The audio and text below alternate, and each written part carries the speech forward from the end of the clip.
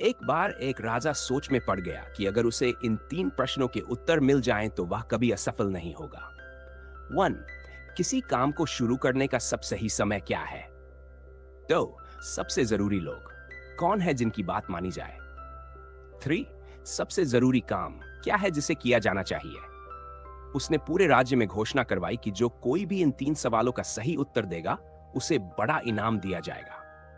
बहुत से बुद्धिमान लोग आए, लेकिन सबके उत्तर अलग अलग थे।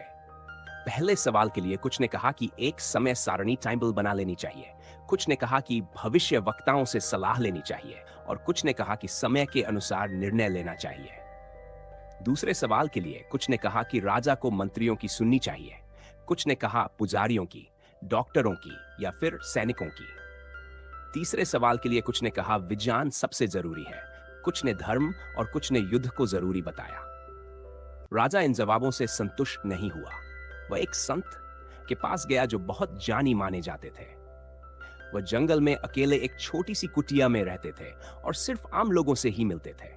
राजा ने साधारण कपड़े पहन लिए और अकेले ही संत के पास गया। जब वह पहुंचा, संत जमीन खोद रहे थे। राजा ने अपने 3 सवाल पूछे, लेकिन संत ने कोई जवाब नहीं दिया। राजा ने कहा कि वह खुद खुदाई करेगा ताकि संत आराम कर सके। राजा ने घंटों तक खुदाई की। तभी एक आदमी दौड़ता हुआ आया जिसके पेट से खून बह रहा था। राजा और संत ने उसकी मरहम पट्टी की और उसकी जान बचाई। रात हो गई और थका हुआ राजा सो गया। सुबह जब घायल आदमी होश में आया तो उसने राजा से माफी मांगी और कहा कि वह उसका दुश्मन था। उसने राजा को मारने की योजना बनाई थी, लेकिन राजा ने उसकी जान बचाई। अब वह उसका मित्र बनना चाहता था। राजा ने फिर संत से अपने 3 सवालों के उत्तर मांगे।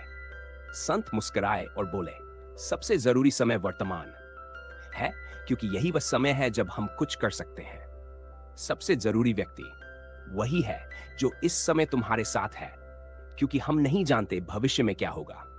सबसे जरूरी काम है उस व्यक्ति के साथ अच्छा करना, क्योंकि इसी उद्देश्य से हम धरती पर आए हैं।